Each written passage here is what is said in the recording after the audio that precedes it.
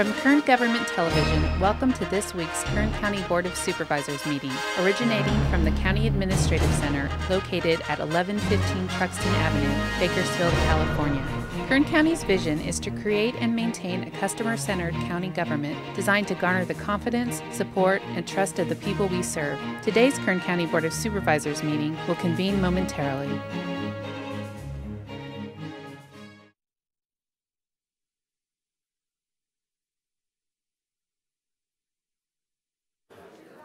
Good morning. Welcome to the Tuesday, April 10 meeting of the Kern County Board of Supervisors. Madam Clerk, would you please call the roll? Supervisor Gleason. Here. Supervisor Scribner. Here. Supervisor Maggard. Here. Supervisor Couch. Here. Supervisor Perez. Here. We're going to start the morning with a salute to the flag led by David Gordon, who is the Executive Director of the Art Council of Kern. Thank you, David, for helping us out this morning. Then we're going to remain standing for a moment of prayer, silence, and meditation as you might so desire. Mr. Gordon. Salute. Pledge. I pledge allegiance to the flag of the United States of America and to the republic for which it stands, one nation, under God, indivisible, with liberty and justice for all.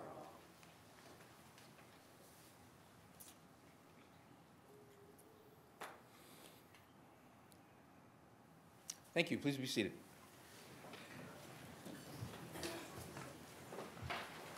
Our meeting starts with the consent agenda, and consent items are listed on your agenda with a CA above the item, the reference number that's there, and they're considered to be routine and non-controversial by county staff. Consent items will be considered first and may be approved by one motion. If a member of the audience wishes to comment or ask a question regarding an item on consent, I'll provide you an opportunity to do that in a moment. A member of the board may remove an item if they so desire, and it will be considered in the listed sequence when it comes up. So let's go through the consent items. They start on page 2 with items 1 through 3, and at the bottom of the page 12 and 13. On page 3, items 14 through 18, and then items 21 and 22.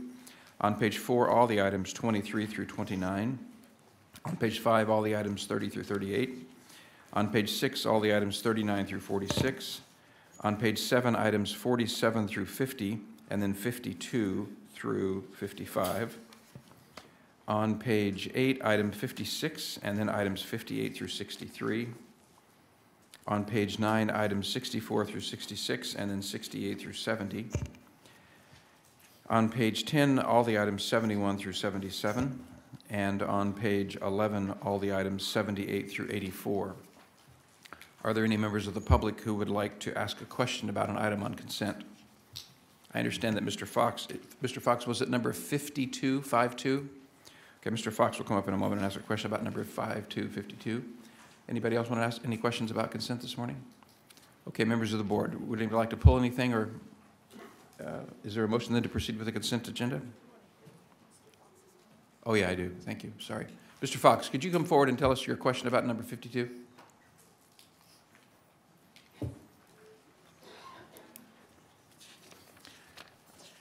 Item number 52 is a continuation of a local emergency due to tree mortality. Yes, Mr. Fox, go ahead with your comments, please. Yes, Mr. Chairman, members of the board, I am Dennis Fox, and I'm here every time this comes up. I sent you a letter on this. I don't know if you remember it, but it had to do with a scam called the Save the Mountain Lions, which didn't need saving. And they, in turn, eat the deer. The deer, therefore, are not around to browse the understory in the woods. You get a large understory, you're taking a lot of water out, therefore the trees get weakened and susceptible to the bark beetle, and they die. You also have this big fuel load then of dead trees, as well as the understory, which when you get a fire, goes through the crown and you get a mega fire. And we've been having those. Also, when you have this, they eat off middle management, and you end up with a lot of rodents. And the rodents have been carrying antivirus and plague, and it's been a minor problem because of antibiotics now. There is a little more scam, and that is to raise money for an overpass so they can leave the Santa Monica Mountains and come up here. And I think this might be something we might want to think about having a resolution against. It's they're trying to raise money for an overpass for mountain lions, complete with woods on it. And it's getting bizarre from La La Land, and I think we can do without that. And I think it is the Resources Agency is looking at this. Fish and Game is definitely looking at this. Now, with that letter, they have passed it on, and there might be go to the Resources Agency, which has CAL FIRE in it. Thank you. Thank you, Mr. Fox. Okay, then return to the board. Do board members wish to pull anything, or is there a motion to approve the consent calendar? Motion. Is there a second? Second. Thank you. Please cast your votes. The motion is approved. All ayes. Thank you. We have several presentations this morning. Supervisor Perez is going to present items 4 and 7. Is that correct, Supervisor Perez? That is. 4 and 7. 4 is a resolution honoring Meseret Springer from Public Health upon her retirement after 30 years, and 7 is a proclamation proclaiming April 9 through 13 as National Boys and Girls Club Week in Kern County. Supervisor Perez? Thank you, Chairman. Motion on proclamation? Second. Please cast your votes. We don't need a motion. The motion is approved. All ayes. Right?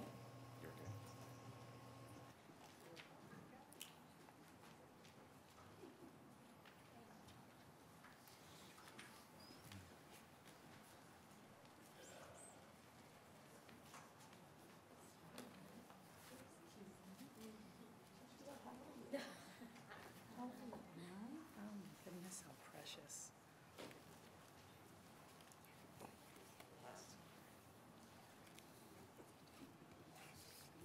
How do I say the name? Meseret. Okay, got it. Thank you, thank you. Good morning, Chairman and fellow members of the board. I am delighted to present this resolution honoring one of our most beloved and dedicated public servants, Meseret. Meseret Springer was born and raised in Ethiopia until the age of 18 when the family moved to Athens, Greece. In 1979, her father made the decision to send her and her siblings to the United States to pursue their education, and Ms. Springer arrived in Bakersfield, California in 1979 with a student visa. She attended Bakersfield Adult School to learn English, and after 6 months, she enrolled in classes at Bakersfield College with the goal of becoming a nurse. Meseret Springer began her county career in November 1987 as a hospital staff nurse at with Kern Medical.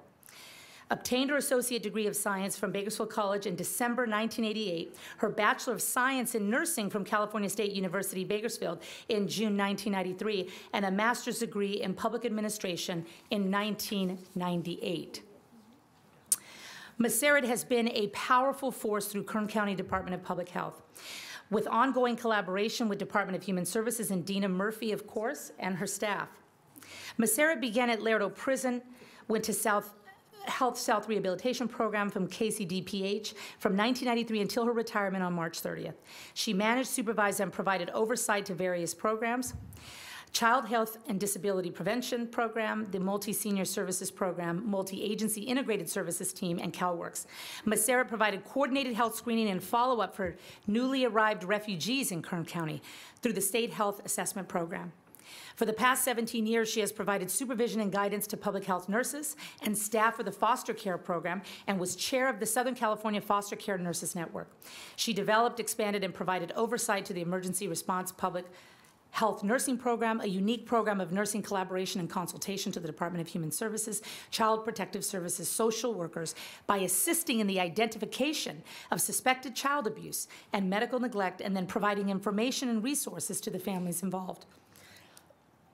Excuse me. Meseret was instrumental in implementing a new foster care program in Kern County, psychotropic medication management and oversight.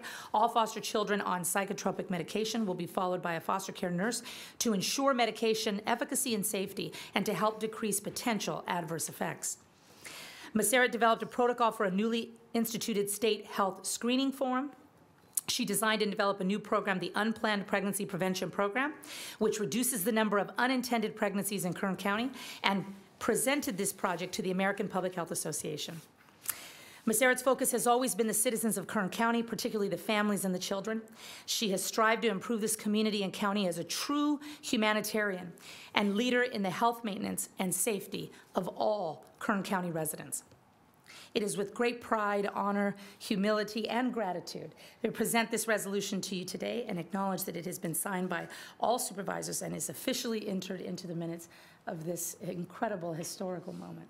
Thank you for your service. The floor is yours.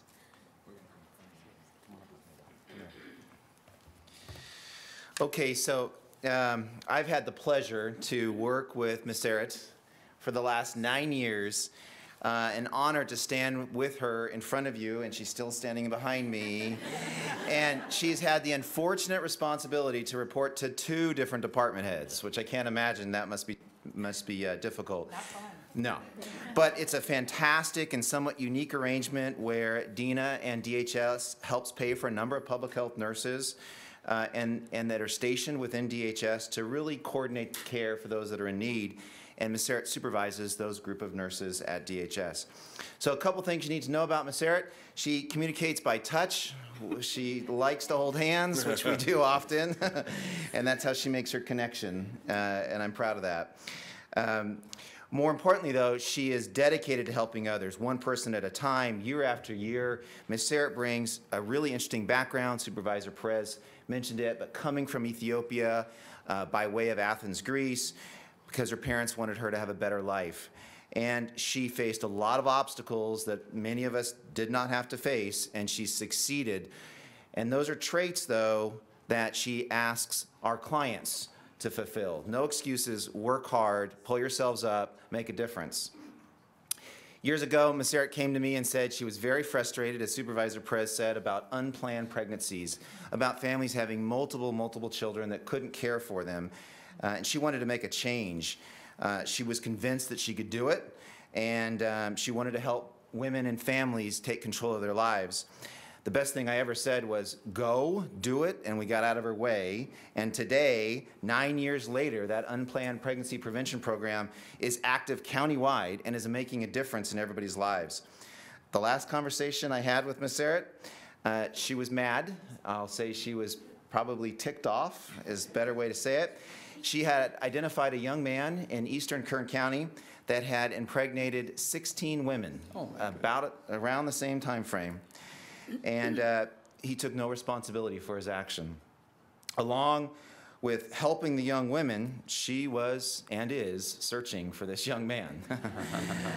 Although you can tell Meseret is poised and professional and is serious, I'm rather certain that I don't want to be in the same room when Meseret confronts that young man, because she is about making a difference and empowering women. So I'm going to turn it over to Dina, and then we'll let Meseret say some words. You stay right here. Good morning. I'm your department head, Dina Murphy from Human Services. Meseret and I have worked together for 16 years now. She's been at the Department of Human Services. And Matt said something about the touching and the hands, which is so true about Meseret. But when she lays those hands on children, she makes them better. You know, she's one of God's little angels on this earth who has been tasked to care for others. She truly has a servant's heart. She comes in to protect, and she has led her staff to protect. And in counties throughout the state, they've tried to replicate the model we have with public service, public health services, nurses in human service departments, and still to this day are struggling to get that model up and running. It's a direct reflection of Meseret's leadership, her leadership with her nurses. And I would ask that those who are in the audience, who are her nurses, her co-workers, and her family, to stand, because it will be a testament to Meseret for all the support that she has today, but all the support that she's enjoyed from partner agencies. And truly, we could have a third department head up here, because Meseret has been so instrumental in the Kern Stop Meth Now and sharing the well-being of Children Committee. So tirelessly, this precious lady has worked and worked, and she has no intention of stopping. She's going to take a little avenue turn and work on legislative solutions for the things that she most believes in, and continue to come back to Kern County and make a difference. I'm so pleased to have the privilege just to say a few words on her behalf, because she is quite a miraculous lady. And we are very, very honored to have had her with us. And I know we won't lose her, because she'll come back and do for Kern over and over again. But my hat's off to you, Precious. Thank you. Thank you.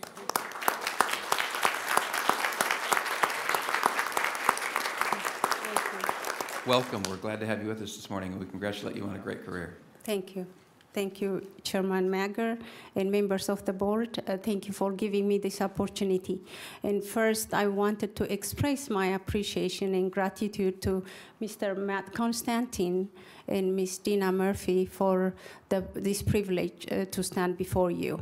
I started my career at Public Health when Public Health used to be on Flower Street, a small building, and behind that they had trailers, and we were housed in the trailer, and we used to be called Trailer Girls.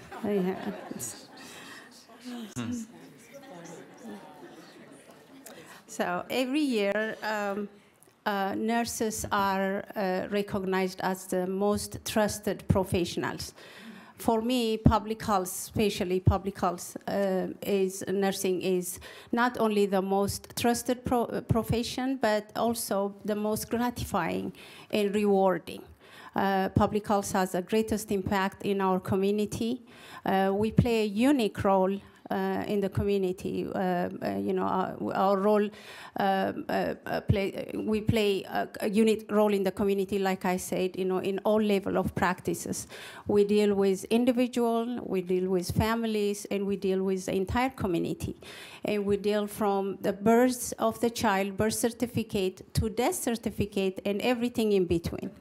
And what we do in public health affect all of us here in this chamber and everyone out there in the community. So we do this not by ourselves, by collaborating with both public and private agencies.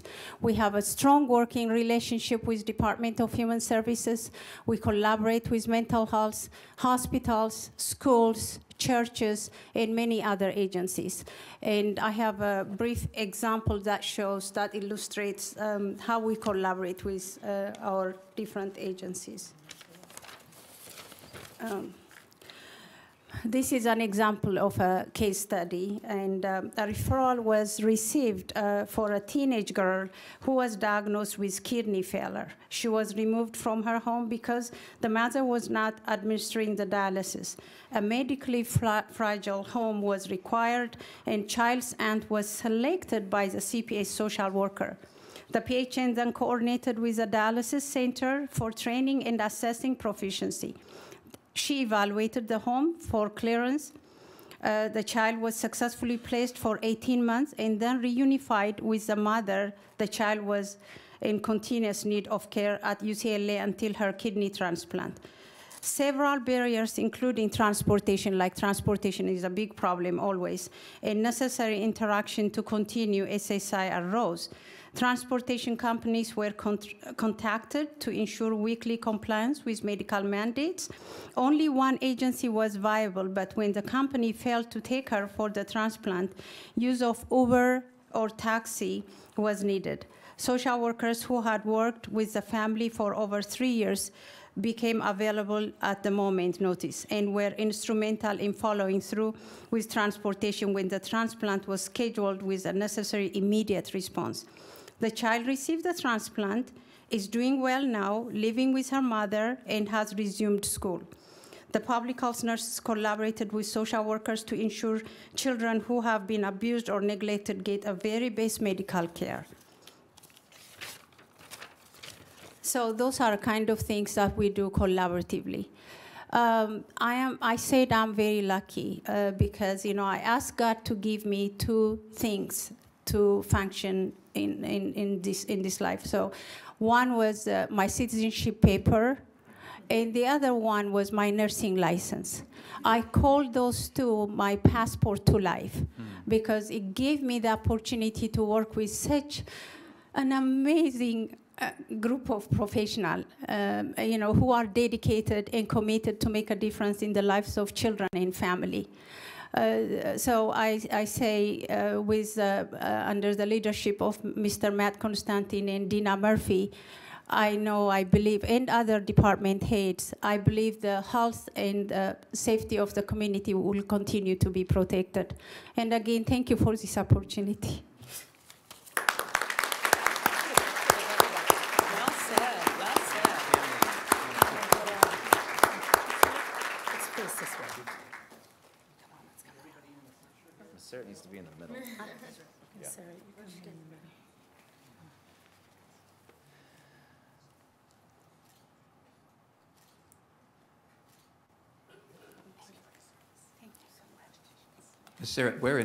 Meseret, where in Ethiopia were you born?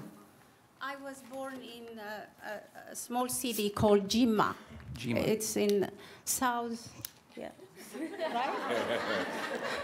I've been in this country for many years now. So. Well, we're glad you're here. Thank you for your life well lived.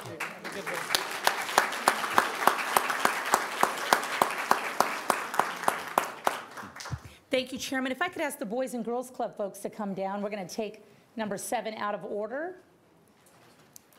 I think Vanessa Emo, past board president of the Boys and Girls Club. How are you? Good to see you. Very nice to see you. Good morning, Chairman Maggard and fellow supervisors. I am very excited and grateful to stand here with you as we proclaim the week of April 9th through the 13th, 2018 as National Boys and Girls Club Week in Kern County. For more than 75 years, National Boys and Girls Club Week has recognized the invaluable service the club brings to communities all throughout Kern County and the country. Yes. Every day in over 4,000 facilities across the country, Boys and Girls Club help young people stay engaged in school, avoid risky behaviors, and choose healthy and productive lifestyles. Right here in Kern County, over 12,000 youth are served at 62 locations, which include campus-based clubs and our 3 clubhouses: East Bakersfield, where I grew up, Southwest Bakersfield and Lamont, and almost 500 adult staff members engage with our young people each day, helping them reach their full potential for a bright future. On behalf of the Kern County Board of Supervisors, we congratulate all that you do in the community. I proudly join my colleagues in proclaiming the week of April 9th through the 13th, 2018 as National Boys and Girls Club Week. Board of Supervisors of the County of Kern, State of California, has officially proclaimed April 9th to the 13th, 2018 as National Boys and Girls Club Week in Kern County, and this recognition has been entered into the official board minutes and signed by our chairman, Mike Maggard. Thank you. The floor is yours. Thank you. Thank you so much. Thank you so much, Supervisor Perez. Thank you, Chairman Maggard, and all the supervisors here. The Boys and Girls Clubs truly make a difference here in Kern County in the lives of over 7,000 young people each and every day. They do serve at the 63 actual sites, and we also prepare 1,200 meals for these children every single day. It's amazing at all the work that our 500 employees, over 500 employees, are able to do in making this difference. On behalf of the Board of Directors of the Boys and Girls Clubs of Kern County, I just want to say thank you. I'd like to invite you all. We have some great activities this week at each and every one of the clubs.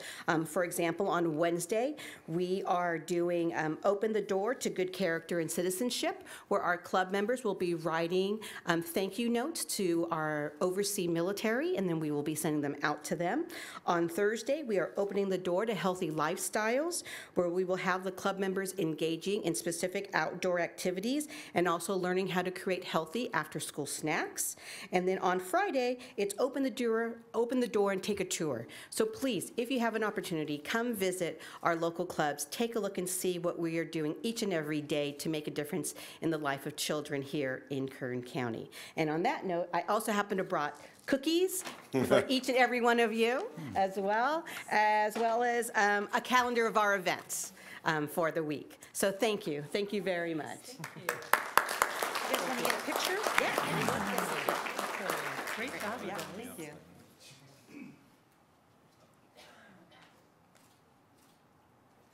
Great. I can take those out. Yeah. I'm happy to. Thank you so much. Thank you. Thank you. Have a great week. Next, Supervisor Couch will present items 5 and 6. Item 5 is a proclamation proclaiming April 8 through 14 as Adult Education Week in Kern County. And item 6 is a proclamation proclaiming April 2018 as Donate Life Awareness Month in Kern County. Supervisor Couch. Thank you, Mr. Chairman. Motions on proclamations 5 and 6. Second. Please cast your votes. The motion is approved. All ayes.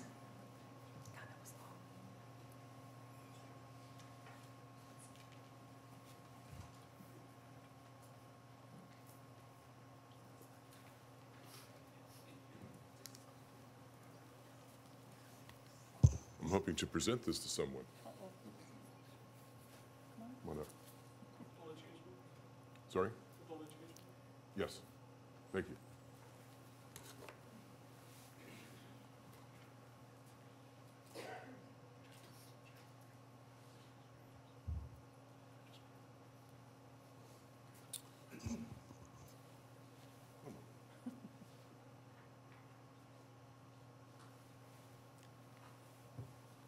Pardon that interruption, Mr. Chairman. I was expecting about 4 people, but they've been called away on other business. I'm going to present this. I'm going to let Mr. Provençal speak about the Adult School and Adult Education Week. This has a kind of a special place in my heart. My dad taught some classes at the adult school many, many years ago, and he really enjoyed it. And I hear from people, I actually heard from someone recently that said, your dad changed my life. And I had no idea about that until the lady had told me that. And he had never told me the impact that he had on that woman either. Nice Anyway, just a little something I thought I would share. I'll read the proclamation and present this to Chad Provençal. He's the vice principal at the adult school. Proclamation reads, the Board of Supervisors, County of Kern, State of California, has officially proclaimed April 8th through the 14th, 2018 as Adult Education Week in Kern County, and this recognition has been entered in the official board minutes signed by our chairman, Mike Maggard, as stated today, April 10th, 2018. Vice Principal? Thank you. Thank you. Hello, Mr. Provençal. Hello. I'd just like to start off by thanking the, excuse me, thanking the County Board of Supervisors and the county partners, including Lerdo Jail, KMC, who allows our LVN students to obtain their clinical hours at their facility, and the AJCC, where our culinary program, the 1600 Cafe, operates. In particular, I would like to thank the leadership team at the AJCC, including Teresa Hitchcock, Bill Stevenson, and Michael Saltz, for understanding and helping to support the 11,000 students we serve annually countywide. And it's some of the more difficult students to serve. And we just have a great team over there, and we'd like to thank you guys for recognizing this week as the Adult Education Week. Appreciate it. Congratulations. Have a good week there. Thank you.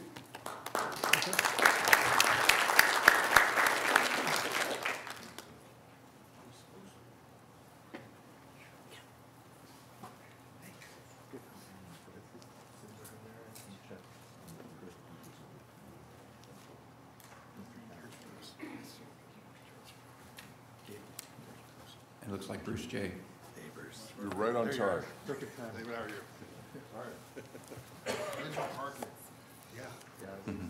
Thank you, Mr. Chairman. I have 2 proclamations for this one item. One is to be presented to JJ's Legacy, and one is to One Legacy. Yep. Who wants to go first? Yes. One Legacy will go first. Okay. I'll read the well. Let me just give you a little info before we go there, which statistics that I just found kind of shocking. Organ, tissue, marrow, and blood donation are obviously life-giving acts, and they're recognized worldwide.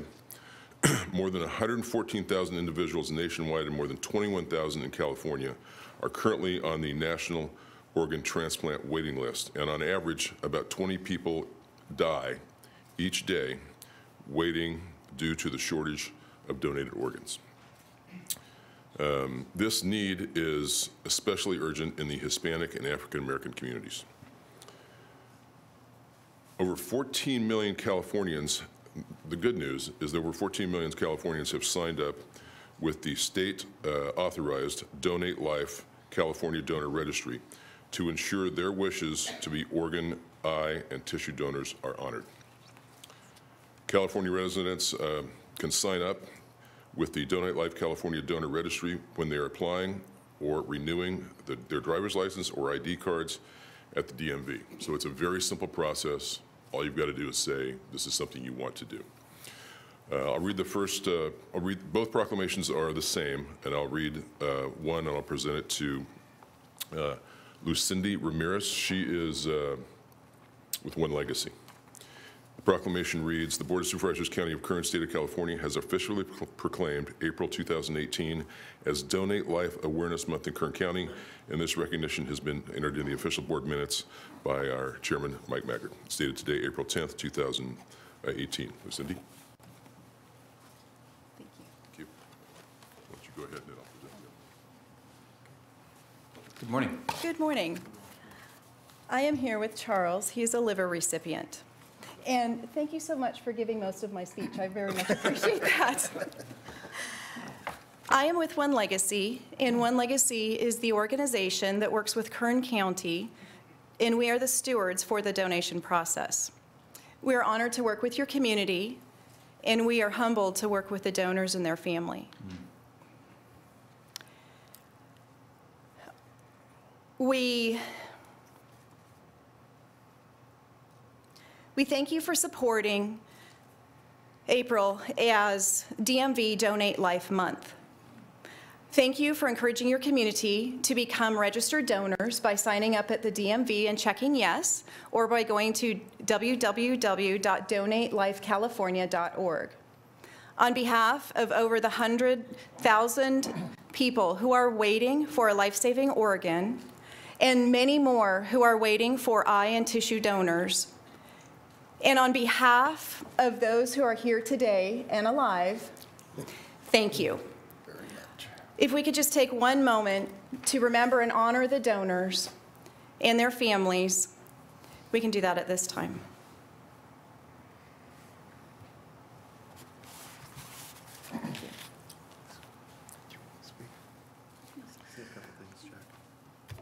Ladies and gentlemen, I very much appreciate the support you have given us at the Organ Procurement Organization. Without a transplant, I wouldn't be here today to speak to you guys. I received a liver from a 19-year-old young man in August of 2014. Without that, I would have been gone soon in that general time frame. In addition to organ donation, the proclamation also mentions blood and marrow. While I was waiting for my transplant over the course of about 3 weeks, I received approximately 176 units of whole blood and plasma, keeping me alive, waiting for that life-saving transplant. So I heartily encourage people to donate blood and plasma and platelets as often as you can. Organ donation is a one-time thing, but blood donation is something you can do on a regular basis, and it truly saves lives. And thank you again for your support. We in the transplant community really appreciate it. You're using the gift of life well.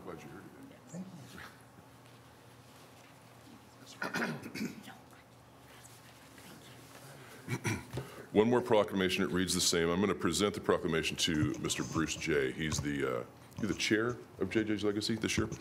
JJ's Legacy was founded by Lori Malkin. Her husband Bob is here also today in honor of her son, right? That proclamation reads, Board of Supervisors, County of Kern, State of California has officially proclaimed April 2018 as Donate Life Awareness Month in Kern County. This recognition has been entered in the official board minutes, signed by our Honorable Chair, Mike Maggard, dated today, April 10th, 2018. Bruce. Thank you. Morning, Mr. J. Thank you, Supervisor Couch, Chairman, fellow supervisors. Thank you for this recognition. On behalf of JJ's Legacy, I'll just make a few quick comments. The organ tissue and donation process in this country is quite sophisticated once you get into it and understand how it works. There's only a few entities that are actually licensed to transport and manage the actual tissue and organs. What we've been charged with at JJ's is to increase the awareness and the need within our county and the importance of organ and tissue donation. And as always, Kern County is blessed with a lot of great nonprofit organizations. I would certainly put JJ's in the top echelon of resources here in Kern County that do a great job. And one of the programs we just launched last year, we did a couple of pilot programs, but we're gradually working our way through all of the Interact clubs in high schools throughout Kern County, sponsored by Rotary clubs in town and throughout the county, and getting kids involved and letting them do their work on campus to, first of all, understand the importance of organ and tissue donation, and to tell their friends. And high school kids are the age to start getting driver's licenses, so it's important to, when you register for a driver's license, get the pink dot. And so I would encourage you, when you go home tonight and get ready for bed, check your driver's license and make sure it has a pink dot on it. So thank you very much. Thank you, Bruce.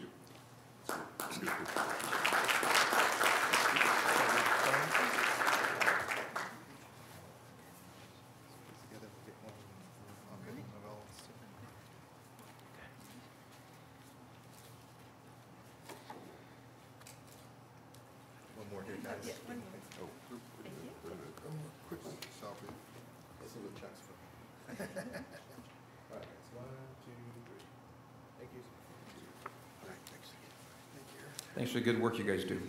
Next, Supervisor Gleason will present proclamations 8 and 9. 8 is a proclamation proclaiming April 8 through 12 as Architectural Awareness Week in Kern County. And number 9 is a proclamation proclaiming April 2018 as National Poetry Month in Kern County.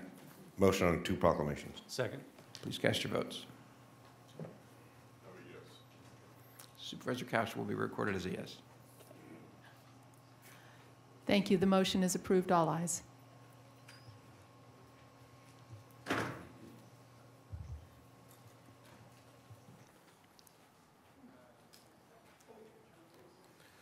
We'll do the architectural awareness first.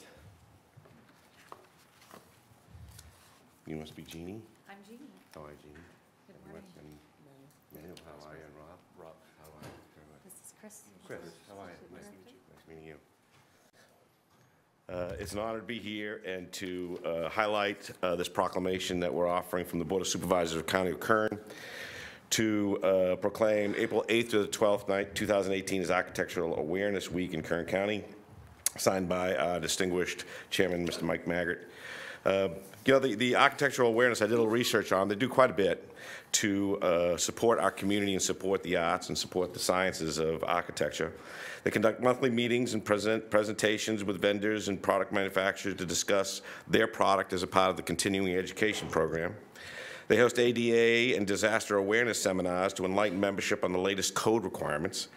They host design award competitions to recognize the work of local architects in the organization. They periodically hold on-site tours to local and out-of-town manufacturers. They are promoting architecture at our local schools, Bakersfield College, county high schools. You guys are quite busy. You do a lot. I was really surprised when I read this and saw the depth that these people perform. So it's a pleasure to be here. It's an honor to have this proclamation and introduce Jeannie Bertoloncini, who will say a few words for us. Okay. Jeannie. Thank you. Good morning. I'm impressed you said my name exactly right. I practiced all morning. My name's Jeannie, and this is the rest of my board. We're here to celebrate our 40th anniversary as a chapter here in Kern County. We have over 40 architects here locally that would love to be part of the planning and design that goes into planning our county and our city and our outlining areas. So we want you guys all to know that we're here to help.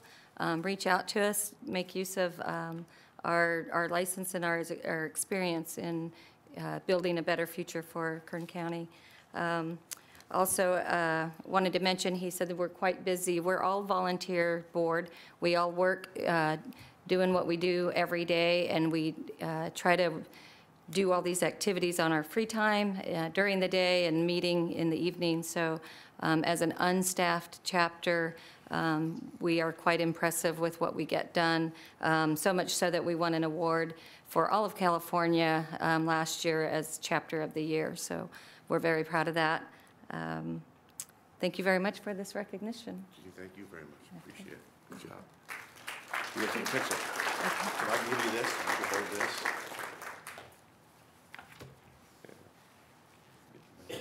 Get right in the way. Where do I fit?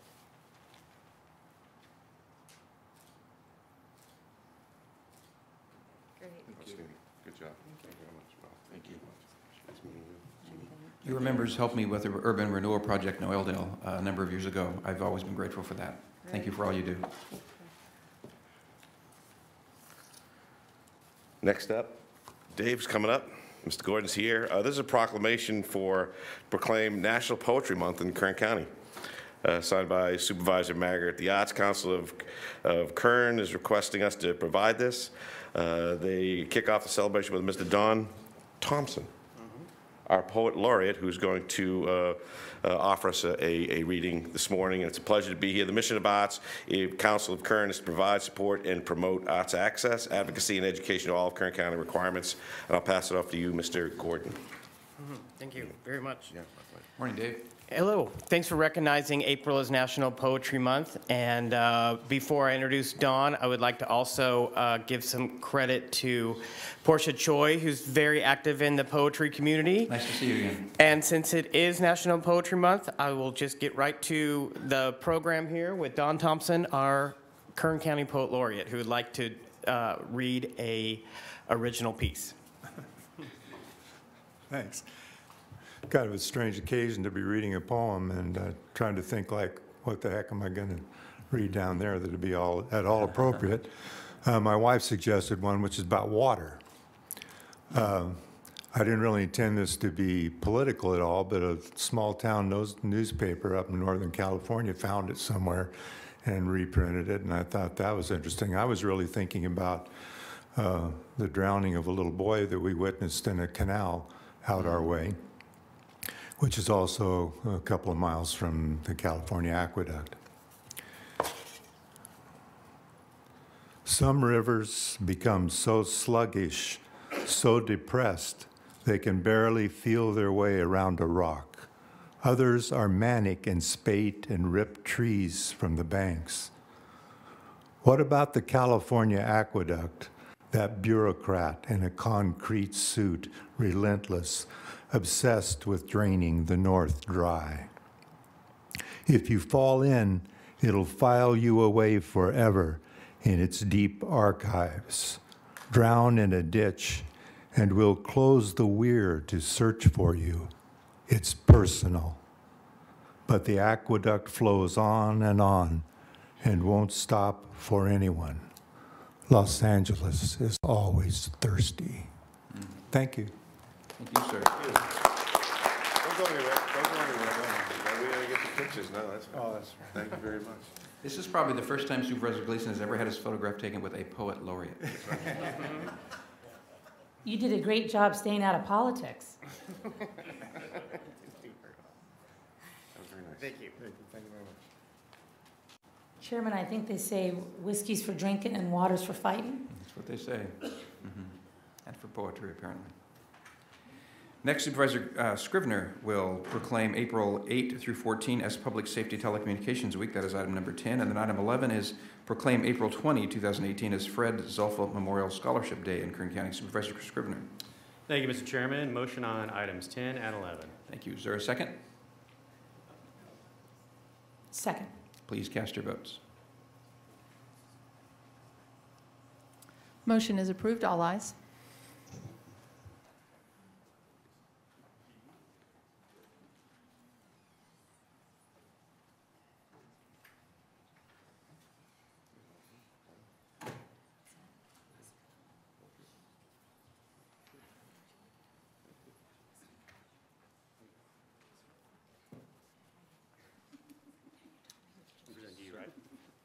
present it to you, right? Okay. All right. Well, good morning, Mr. Chairman and members of the board. I'm surrounded by lots of folks with badges and other folks that work on our public safety, so it's an honor to be here with them. Public Safety Telecommunicators Week is a time when citizens can thank public safety men and women who respond to emergency calls and dispatch emergency professionals and equipment at a time of crisis. These individuals answer calls for help on 911 for police, fire, sheriff, and emergency medical services and functions as the critical link for prompt response of all first responders who save the lives and property of our citizens. The Kern County Fire Department's Emergency Communications Center is responsible for receiving and dispatching all fire, medical, and rescue calls within the 8,000 plus square miles of Kern County. The ECC receives transferred calls from 17 different law enforcement agencies and relays calls to 3 different private ambulance companies. In 2017, nearly 430,000 calls for service, information, and requests came through. Dispatchers undergo rigorous training in preparation of emergencies while assigned to 12-hour shifts, including holidays and weekends, to ensure someone is there ready to provide assistance 24 hours a day, 365 days a year. These dedicated dispatchers must make life-saving decisions within seconds. Kern County has also achieved the distinguished honor of being an accredited Center of Excellence in 2002 and has just been reaccredited through 2018. So therefore, it's my honor on behalf of the board to present this proclamation. I'm going to present this to our Fire Chief, Brian Marshall. The Board of Supervisors of the County of Kern, State of California has officially proclaimed April 8th through the 14th, 2018 as Public Safety Telecommunicators Week in Kern County, and this recognition has been entered into our official minutes, signed by our Honorable Chairman, Mike Maggard. Chief, thanks for everything that you and all the folks standing behind us do, and I'd ask if you'd like to say a few words. Thank you. Morning, Chief. Good morning, Chairman Maggard, members of the board. I'm surrounded by our dispatchers from the fire department and sheriff's dispatchers. 1968, AT&T put forward the 911 number as the nationwide emergency response number. And over the decades, things have changed in the dispatch world. With cell phones, it's not uncommon for us to get 50 to 100 cell phone emergency calls for a vehicle accident on Interstate 5. And that taxes our dispatch center. The Erskine fire, you can just imagine the number of emergency calls coming into the sheriff's dispatch and the fire dispatch during the first hours of that emergency. And our dispatchers are dispatching resources, giving information, and also they're facilitating emergency evacuation notices. So they do it all. And I think if you ask a professional firefighter or a sheriff's deputy, we would never want to do this job. It is one of the most stressful jobs in our organization, and our dispatchers, they're up to the challenge. So as the fire chief, I appreciate everything our dispatchers do. They answer those calls, and as I've often said, when somebody dials 911, it's the most important moment of their life. The Fire Department Dispatch Center, we dispatch for the Kern County Fire Department, Bakersfield City Fire Department, who's here today, and also the California City Fire Department. So we handle all of the fire and emergency response calls throughout the county. But we partner with the Sheriff's Department, and now I'd like to ask Sheriff Youngblood to come up and say a few words. Morning, Sheriff. Good morning. Thank you, Chief. The most underappreciated position in our agency is dispatcher. The most difficult position in our agency is dispatcher. You think we have an issue with recruiting and retaining deputies. For the 40 years I've been involved in this organization, dispatcher has been constantly a problem area for retention because it's such a difficult job to do. And they don't get the thanks. Behind me, I have 3 dispatchers here. One is Lori Meyer. She is our dispatcher of the year. She's been with us over 10 years, 4 years as a senior dispatcher and a trainer and a tactical dispatcher. And what that means is, if you recall the manhunt that we had, during that manhunt, Deputy Booker was shot and seriously wounded. not able to come back to work. But because of Lori's leadership in the dispatch, our Huey was able to go in, extricate him, move him to a safe area, and get him to a hospital where he survived. So they don't just save the public, they also save the officers. Thank you. Yes. I think everyone want to get a picture. Better scooch together there. Yeah, squeeze in. We are grateful for what you do.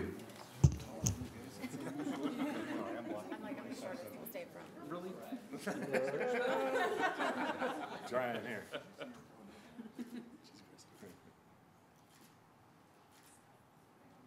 All right, one more.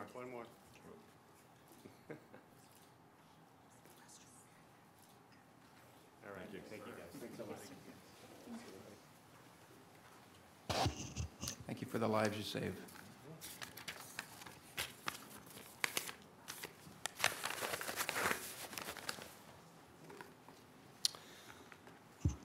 Mr. Chairman, next on our agenda, next is item number 11.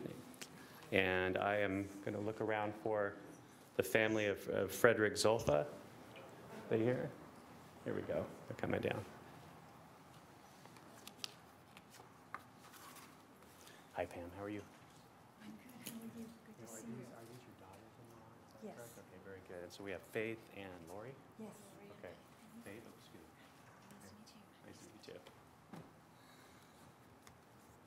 All right. Well, I have with me today Pam Zolfa and Faith Zolfa and Lori Zolfa. Pam is Frederick's mother, and we have daughters-in-law Faith and Lori. Frederick James Zolfa was a key member of West High School's 1982 California State Champion speech and debate team. He received a debate scholarship to the University of Southern California, where he graduated in 1986 with a double major in political science and communications. After college, Fred traveled the world, eventually making Amsterdam his home. Fred passed away at the young age of 29 in 1992 unexpectedly. His compassion, humor, and intelligence have been dearly missed by his friends and family. In 2013, a scholarship fund was established in Fred's memory, and every year since, one or more West High School seniors are awarded an academic scholarship. The scholarship for 2018 is $2,500. Scholarship applicants must have a GPA of 3.0 or higher and must write an essay answering 2 questions to be considered. Because of Fred Zolfa's family's dedication to education and their efforts to remember Fred and commit to serving the education needs of our community, the Kern County Board of Supervisors is honored to proclaim April 20th, 2018 as Fred Zolfa Memorial Scholarship Day in Kern County. And I have this proclamation I'd like to present to Pam, and this is signed by our Honorable Chairman, Mike Magger. Would you like to come forward and say a few words to us? Thank you so much. Thank you very much. Good morning, Ms. Zolfa. Good morning. It's amazing to me the difference that Fred, even now, still makes for the students at West High School. Last year, we gave 4 scholarships, and each student got $2,500. This spring, Lori received a text from one of the students, and she said, "You've paid for my first year at Cal State." So it's just wonderful to see the difference that all of his friends have made. Thank you. Thank you. Thank you. I'd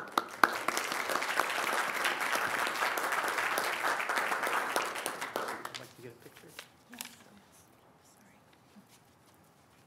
Okay. This is the hardest part right here. You did great. Thank you. Bless your heart. Thank you. Thank you for all those presentations this morning and the good job you guys have done. Next is item number 19. We offer the public an opportunity to come to us each time we meet and give us comments about anything that is not otherwise on our agenda that day. If it's not otherwise on our agenda, you're welcome to come forward and take 2 minutes to tell us and share us with whatever your thought or concern is. District Attorney Green, good morning. Good morning, Chairman Maggard, Lisa Green, District Attorney. I just am here today to actually introduce the Executive Director of the Family Justice Center, Kristin Barnard. She's going to give you an update on the Family Justice Center And since we opened in mid-January, we thought it was only appropriate to share this information with you. We're very excited. And I think also Mr. Alsop will be hearing these figures for the first time, and it's really just to express our gratitude to all 5 of you and to the CAO's office for helping us get the doors open. So with that, I'll turn it over to Kristin. I have coached her that 2 minutes is the amount of time that she gets. And she just used 1 minute and 30 of it. So, well, she asked me. No, She's already asked me. I'm just kidding. I know. Just kidding. She asked me that, and I said, oh, no, they won't. Can you give us your last name again? Good morning. My name is Kristin Barnard. Barnard, thank you. Yes. And this is me without coffee. I talk very quickly. This week, among other things, is National Crime Victims' Rights Week. So we thought it was appropriate time to come to you today to tell you how we've been doing since we've opened on January 17th of this year. For those of you that are not familiar with the Family Justice Center, this concept is designed to be a one-stop shop for victims of domestic violence and sexual assault. As of yesterday, we have had 441 victims come to receive services at the Family Justice Center. Of those, 354 were victims of domestic violence, 73 were victims of sexual assault. The other 14 victims include elder abuse, child molest, and human trafficking. This concept of having a one-stop shop, a place where multiple agencies are housed in one location, has proven to be very beneficial to victims in Kern County. We have also been tracking each prospective district that these victims are coming from for your awareness as well. From District 5, we have seen 43 victims. From District 2, we have seen 69 victims. From District 3, we have seen 96 victims. From District 4, we have seen 46 victims. And District 5, we have seen 130 victims. The other 57 victims are either homeless or did not list their address. As you can see, it is clear we need this facility here in Kern County, and we are very proud of the services we are able to offer victims here in Kern County. In 2017, there were 4 domestic violence-related homicides here in Kern County. Our goal with the Family Justice Center is to bring that number down to 0. One last thing, this evening at 5:00 p.m., the District Attorney's Office is hosting our 6th annual Victim March at the Liberty Bell in Truxton, and we would invite anyone that is interested in attending to come and march. Thank you. Thank you, Ms. Barnard, for doing that. Supervisor Gleason. Ms. Barnard, can I ask you a question? Yes. You said District 1 had 43? 43 victims. Were they serviced here or in outlying areas? No, here in Kern County at our 21st Oak Street location. Thank you very much. Thank you. Thank you very much. What a tremendous difference this is already making in our community. Great vision to make it happen. Thank you. Thank you. Would anybody else like to share any concerns or thoughts with us this morning?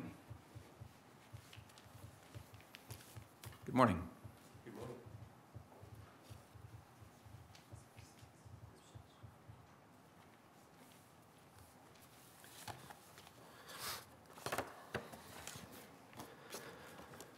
Good morning, Mr. Chairman. My name is David Brust. I'm the co-founder of BRAPS, Bakersfield Residents Against Pot Shops, and I'm currently a District 5 resident.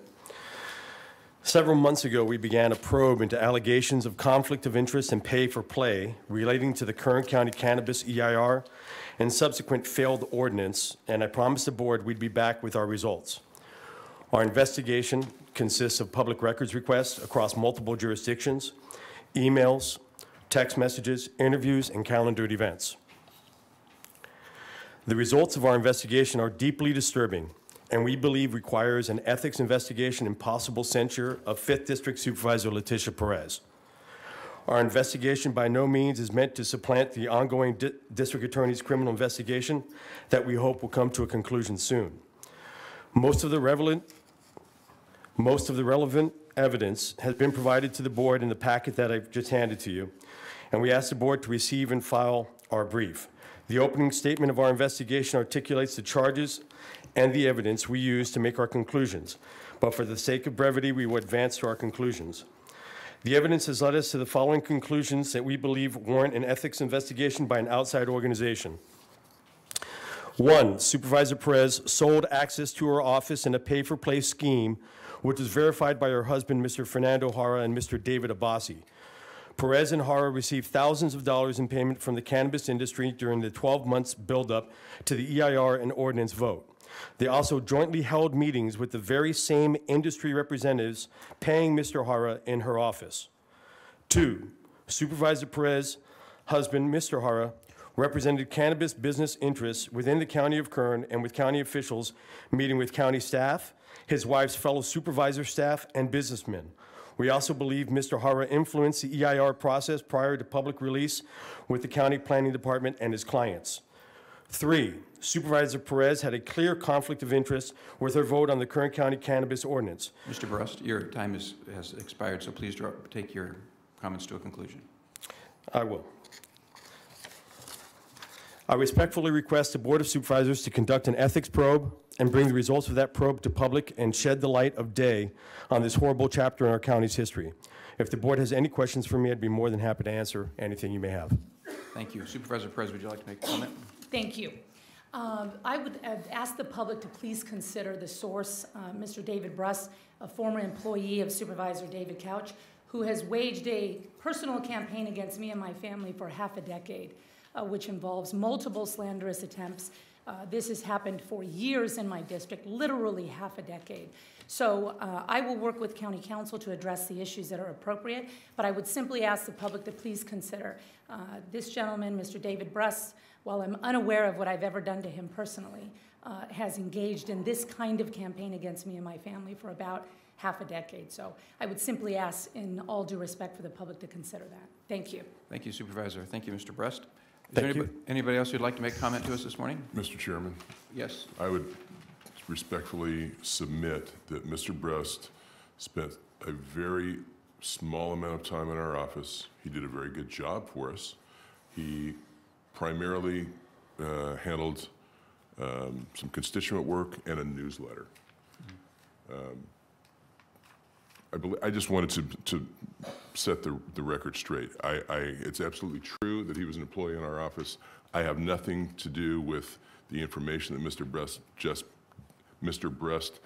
presented, nor did I ask him to come forward to do it. Could you confirm that, Mr. Brust? That Absolutely, I can confirm that Supervisor Couch had nothing to do with this in any way. Okay. Neither did anyone on the board. Okay. Thank you, Mr. Brust. Thank you, Mr. Supervisor Couch. I think somebody else was going to make comment to us this morning.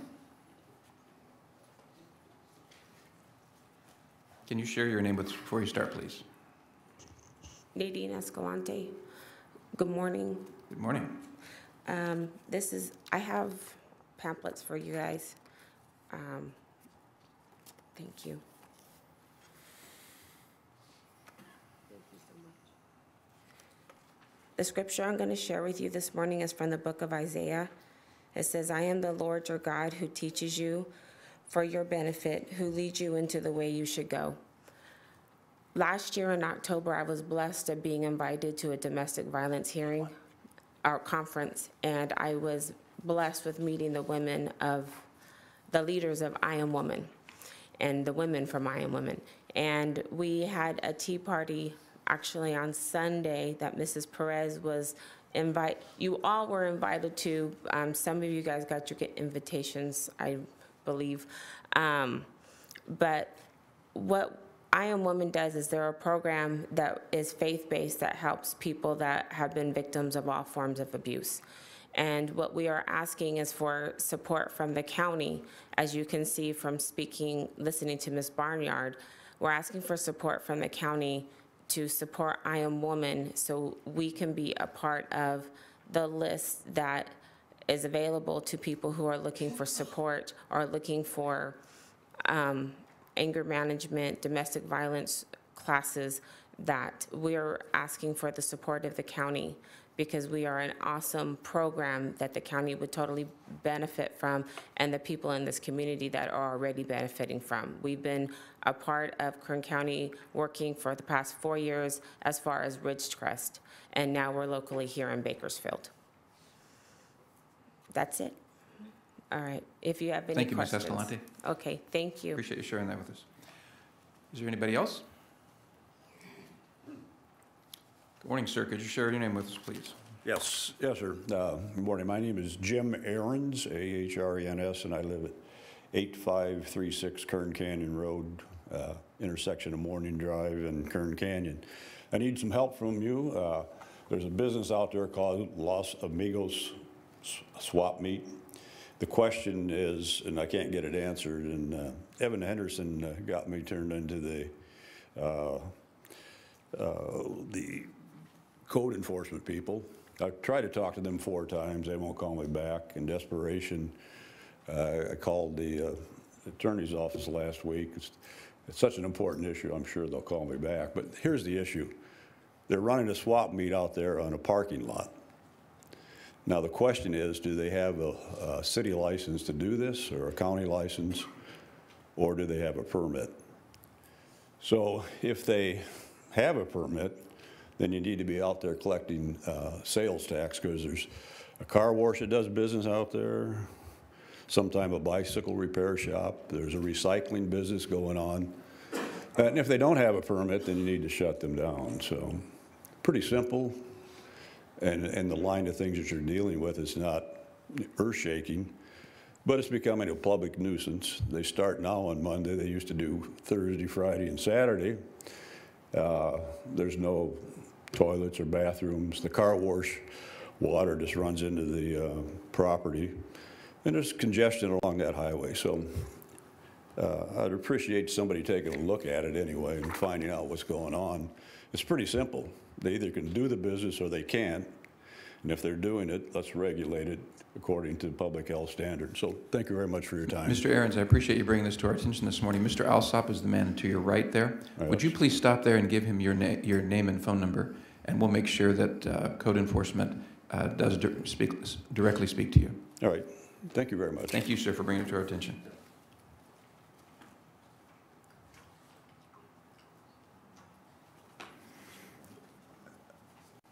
Is there anybody else who'd like to make comment to us this morning about any matters? Okay, then we're going to close the public presentation portion of our agenda and move to board member announcements or reports. Colleagues, do you have anything that you'd like to share with us this morning?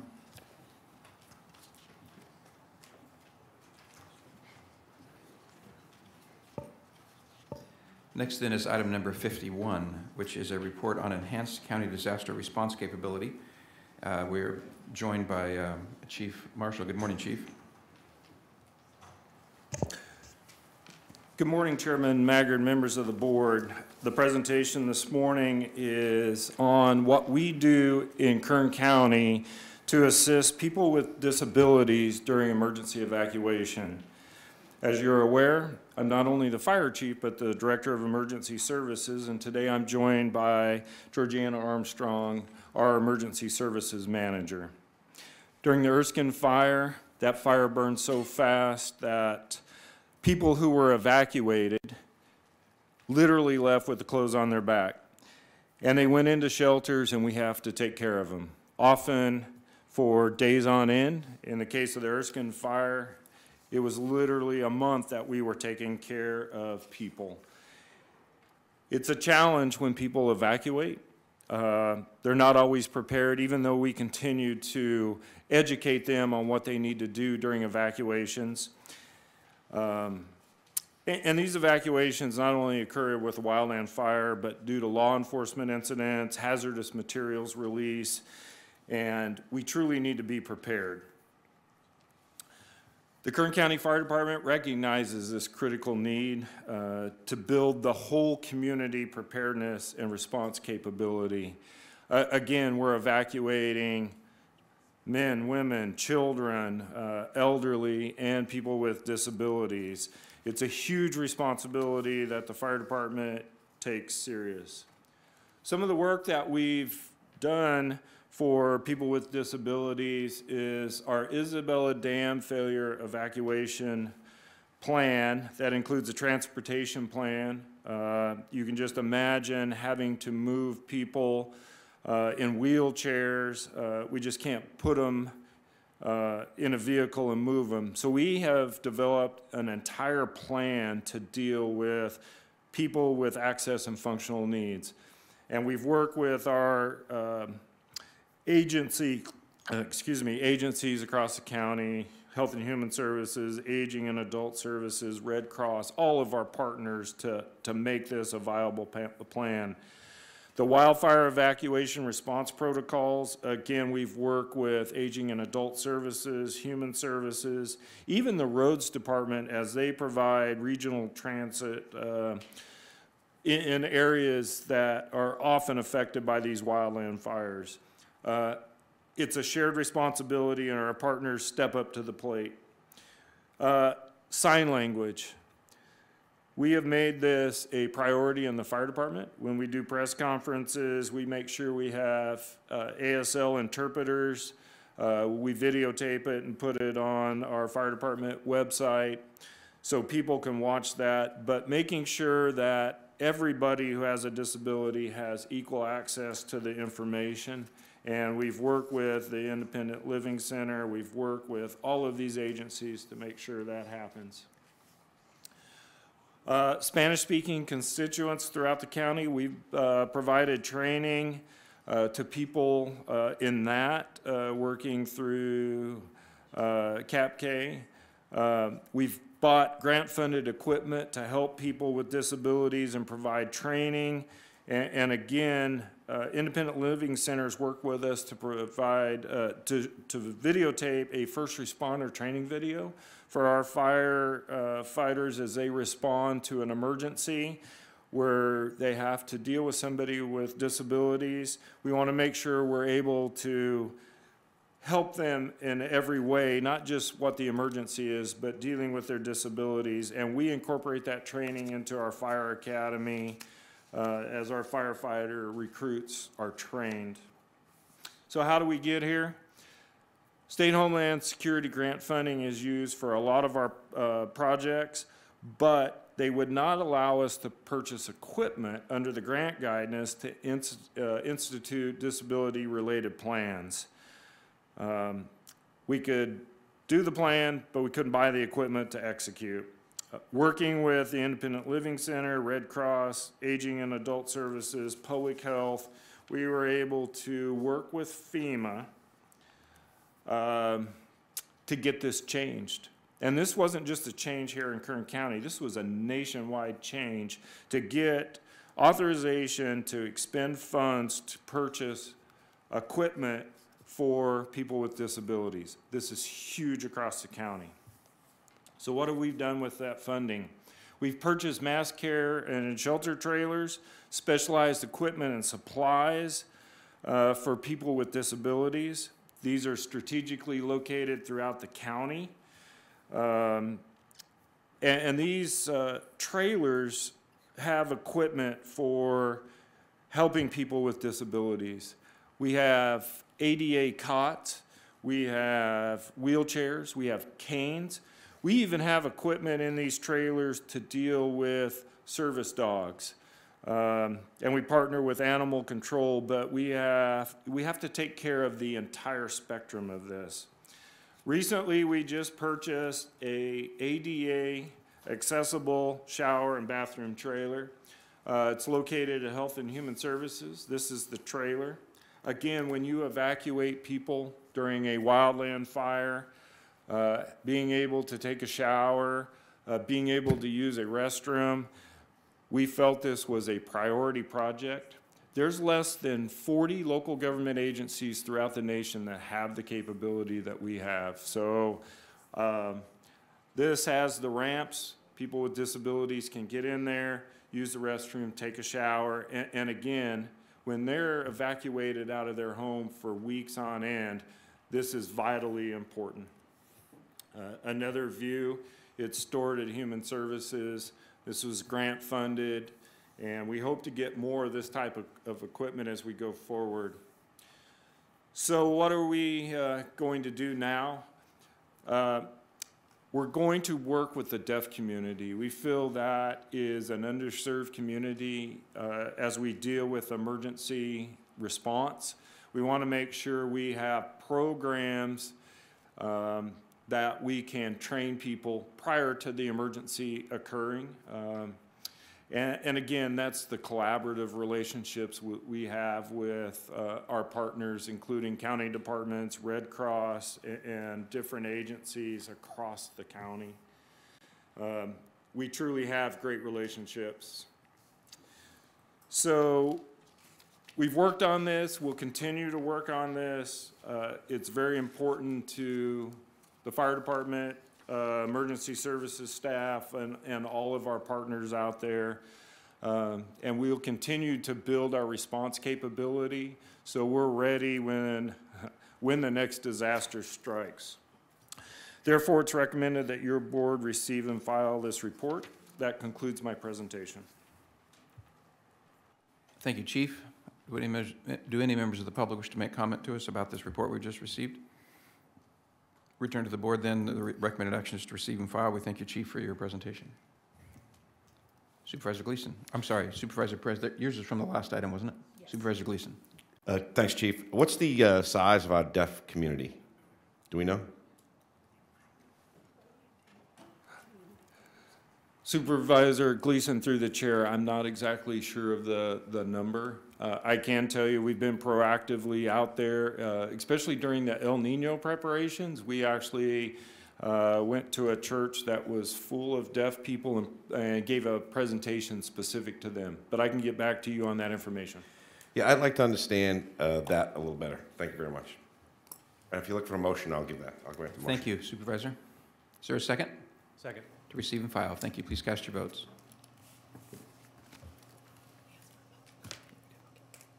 Motion is approved. All ayes. Thank you. Next is item number 57, which is a request to accept an in-kind donation from the Pine Mountain Scrappers Quilt Guild for handmade quilts. Good morning, ladies. Last year you were fighting inclement weather, I think, as you came. I'm glad that you're able to make it with us this morning. Well, actually, we postponed because they were fighting inclement really? weather, and this is a do-over. Good morning, Chairman Mangert and members of the board. Dina Murphy, your department head for Human Services, here to recognize our Pine Mountain Scrappers Guild guests. With me today, I have Shereen Walker, Gracia Stahl, and Lorena Lewis, and Lorena is the current chair. But I also want to recognize Carol Wiersman, and Carol's not here with us today because tragically she lost her sister last night, so she wasn't able to make it. But I wanted to recognize her publicly in today's presentation because she's chaired this effort for, I think, 12 years now?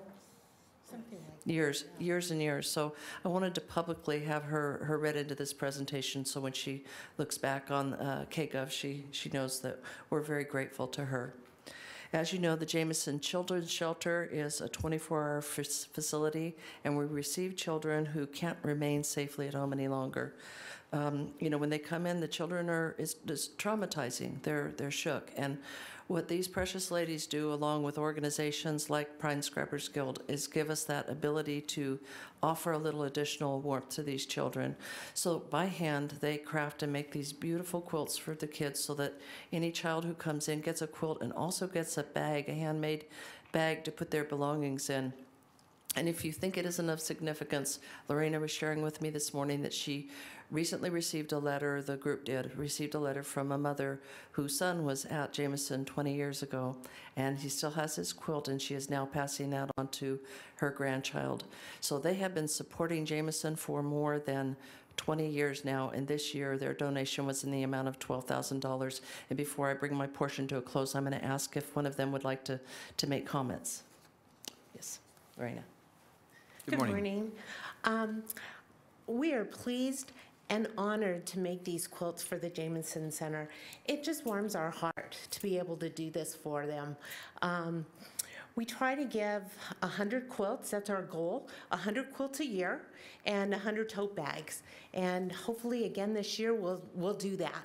And we just brought a few of the quilts that we make so that you can kind of see what we do. And these are some of them. Beautiful. Look at the dogs on that one.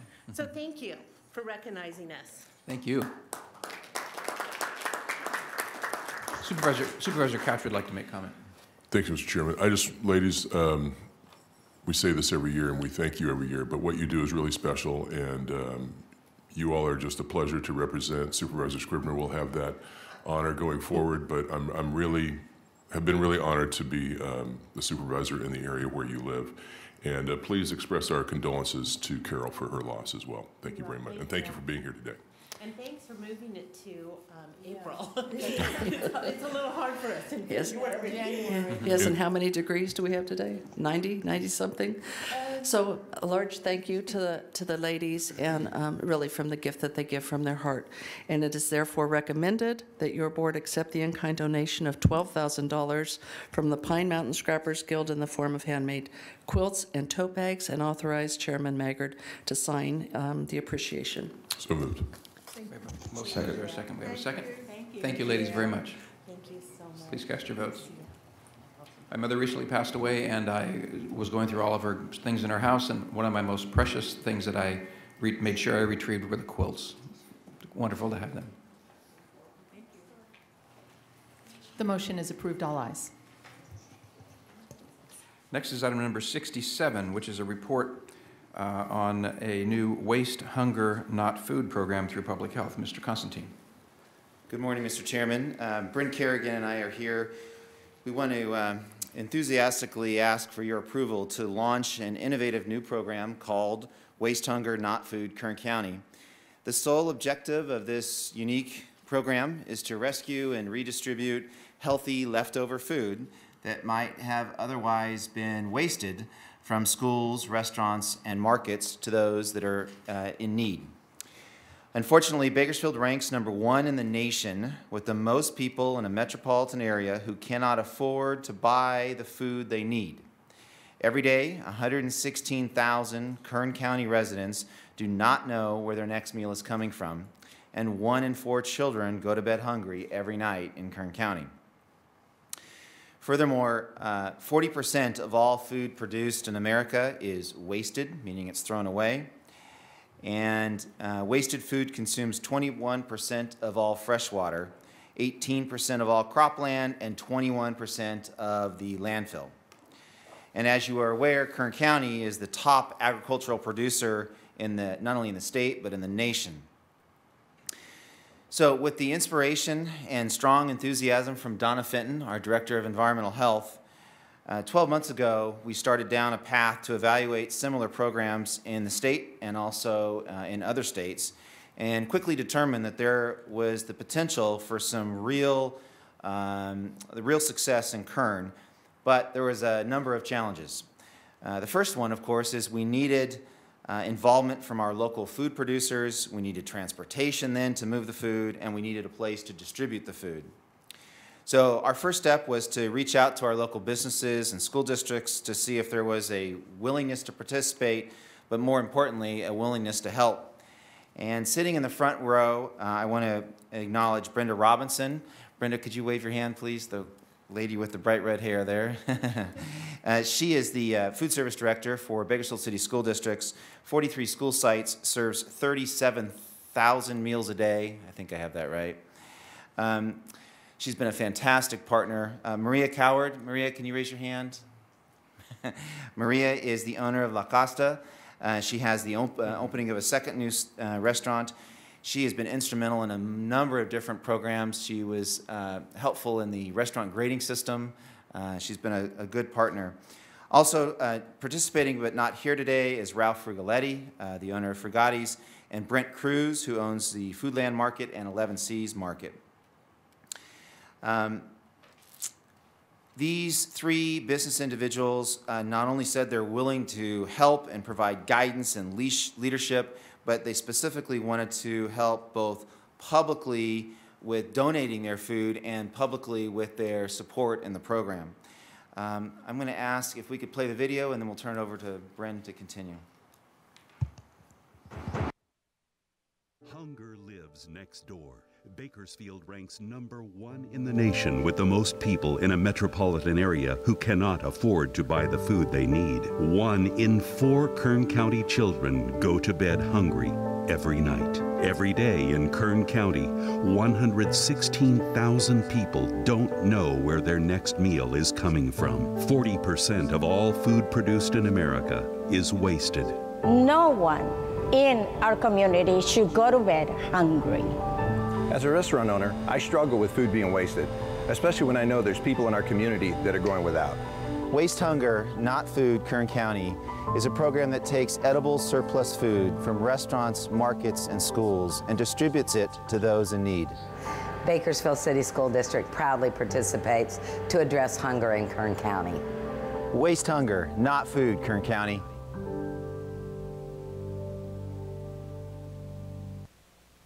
The department has successfully obtained a grant from CalRecycle in the amount of $191,963 for the purchase of 3 refrigerated food transport vehicles. This grant will fund the total purchase price of these vehicles as well as cover the cost of wrapping these vehicles. These vehicles will be used to transport the surplus food from participating local restaurants, grocery stores, schools, and markets to distribution sites where the food will be made available free of cost to local residents. Additionally, the department has successfully obtained a grant from Kaiser Foundation's Hospital Kern in the amount of $30,000 to fund the drivers of the refrigerated food transport vehicles. The department is excited to partner with the Bakersfield Homeless Center's Job Development Program to employ the drivers.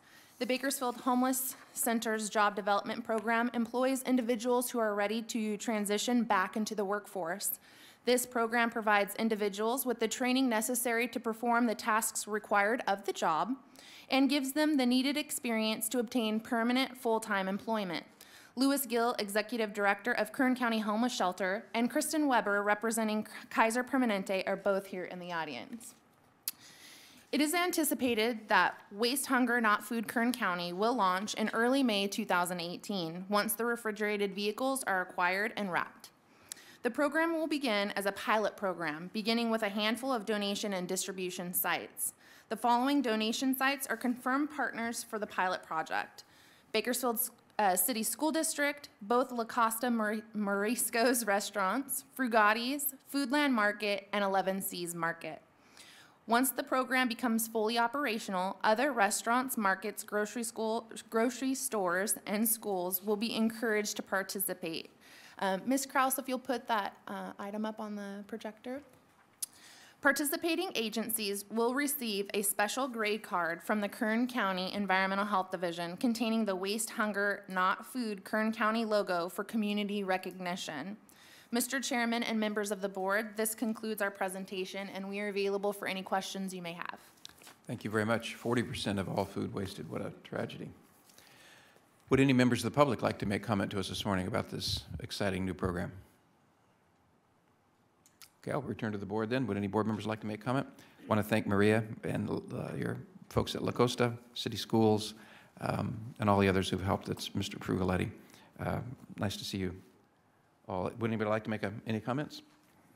Then the recommended action is to approve and authorize the chairman to sign. I'll make a motion, and I'd also like to make a quick comment that I grilled Mr. Constantine about this issue, this program, ensuring that it's not a government program. There's no stress to the general fund. This is a collaboration between private enterprise, volunteer groups, and nonprofits, and I'm thrilled that we're going about this and facilitating this effort to solve a very a needed program. So thank you very much. My compliments to you and all you folks for participating. Thank you very much. I made that motion. Thank you, Supervisor Perez, and a second by Supervisor Couch. Supervisor Perez. Thank you. I was happy to make the second, but your department continues to be so exciting on innovation, in thinking collaboratively, in really changing the framework and paradigm of how we do business. You guys really are the cutting edge. And you have a just fabulous group of millennials and folks that are thinking really towards the future. That's so obvious. Matt Constantine's not in that group. I wouldn't put him in. But he is a fearless leader and really obviously empowers his staff and really believes in being innovative, creative, and meeting people where they are. So hats off to you. You guys are so impressive, and you have such great synergy and momentum. So really, hats off, and keep it going. Thank you. Mr. Constantine's probably a triple pre-millennial, probably. Jeez. Okay, we have a motion and a second. Please cast your votes. Motion is approved, all ayes. And there will be no more comment by Mr. Constantine this morning. Thank you, it passes. Thank you very much. Thanks, you guys, for the good work you're doing.